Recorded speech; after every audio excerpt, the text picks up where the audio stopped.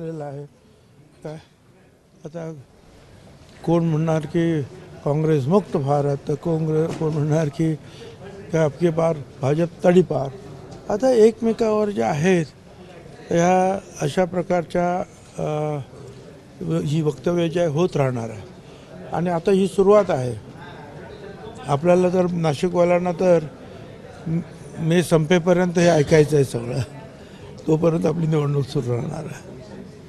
साहेब कसं बघताय की नाही ठीक आहे, ती असं आहे की शेवटी जे आहे मतदार राजा जो आहे पेटीमध्ये काय करतो आहे त्याच्यावरच सगळं काही अवलंबून आहे काय. आणि त्याच्यासाठी आपल्याला वाट बघावी लागेल तो काय विचार करतो ते.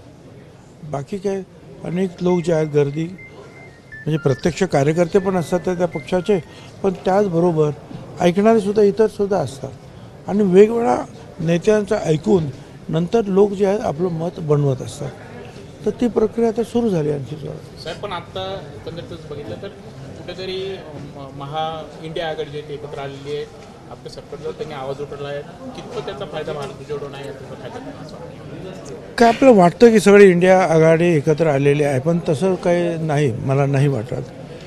म्हणजे बिहारमध्ये आपण पाहिलं नितीश कुमार नाही, बिजू पटनाईक अजून जे आहेत तटस्थच आहेत. आपल्या तृणमूल काँग्रेसचे आहेत त्यासुद्धा अजून जास्त काही बोलत नाहीत. आप ते अजून ते वेगळ्याच प्रकारे चर्चा त्यांची असते. तर अशा रीतीने वेगवेगळे जे मोठे पक्ष जे आहेत हे अजूनही फार एकजीव झालेले आहेत, एकत्र आलेले आहेत. असं काही चित्र काय फारसं दिसत नाही आहे अजून.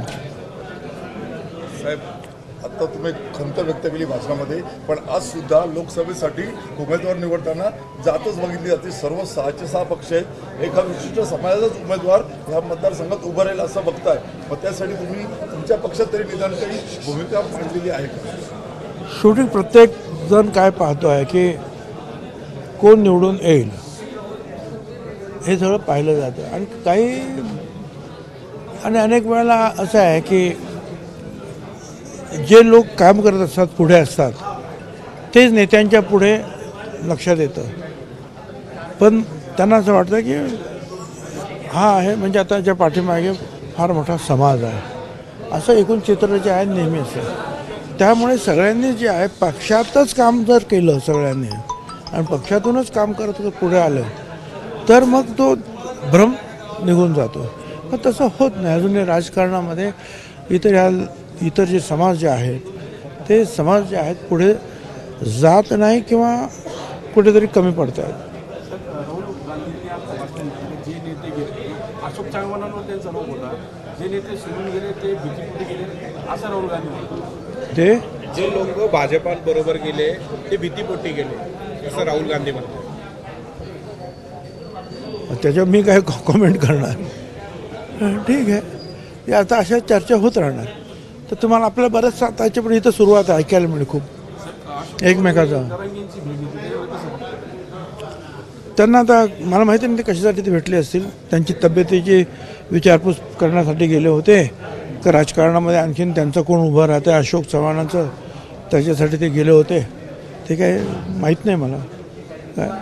पण ठीक आहे, आमचं काय म्हणणं नाही कोण कोणाला भेटावं त्याच्याबद्दल आमचं काय म्हणणं नाही काय. परंतु एवढंच आहे की एखाद्याला नेता मानत असताना देव मानत असताना त्याच्या क्वालिटीजसुद्धा ह्या अशा लोकांनी पाहिल्या पाहिजेत.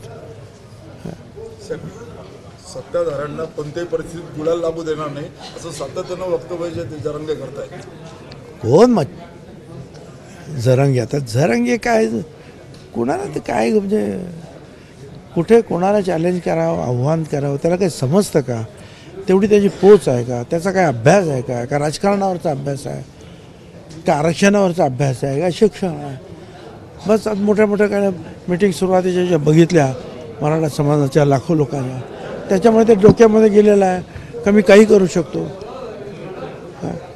मोदींना सुद्धा आव्हान देऊ शकतो, हे त्याच्या डोक्यात गेलेलं आहे. त्याला काय करणार? तर ते जर उतरवण्यासाठी जे आहे ना थोडा वेळ लागणार काय. मागे मी एकदा फार आता लोक आता विचार का त्याला कसं काय काढायचं. मी एक ती स्टोरी सांगितली होती मागे एकदा की एक दिवशी सकाळी जेव्हा गावातले लोक आले त्या पाणीच्या टाकीच्या इथे खाली लोक पोरं उभी होती. म्हणजे काय झालं वरती, तर म्हणे ते गाढव जे आहे ना तर टाकीच्या वर चढलेलं आहे, त्याला खाली कसं उतरायचं ते आम्ही त्याचा विचार करतो. तर टाकीच्या वरती गेलो. तर मग ते एक पाटील भाऊ तिथे आले वयस्कर ग्रस्त. ते म्हणून काय ते म्हणे ते याला उतरवायचं कसं काय, ते म्हणजे उतरायचं नंतर बघू, याला पहिल्यांदा चढवलं कोणी तिकडे ते सांगा. कोणी सोडवलं का लागतं? चला साहेब, शेवटचा प्रश्न. नाशिक लोकसभेसाठी अजूनही उमेदवार महायुतीचा ठरत नाहीये. राष्ट्रवादी देखील दावा करते. आमचा दावा आहेच ना तिथे सगळा सुने, कारण आमचे आमदार आहेत तिथे. नाशिक जिल्ह्यामध्येच आमचे 6-7 आमचे आमदार आहेत. इकडे सुद्धा ज्या मतदारसंघामध्ये आम्ही मागतो आहोत तिथे सुद्धा 2-3 आमदार आमचे आहेत. का मागू नये? दिंडोरीच्या देखील जागेवर आपला दावा होता असं समजत, मात्र इथे भाजप नाही, आता तो विषय संपला. तो आम्ही काय फार मोठं काय म्हणजे मागितलं होतं, पण तिथे आम्हाला कल्पना नव्हती की त्या डॉक्टर्स आहेत, आदिवासी आहेत, महिला आहेत आणि मंत्री आहेत.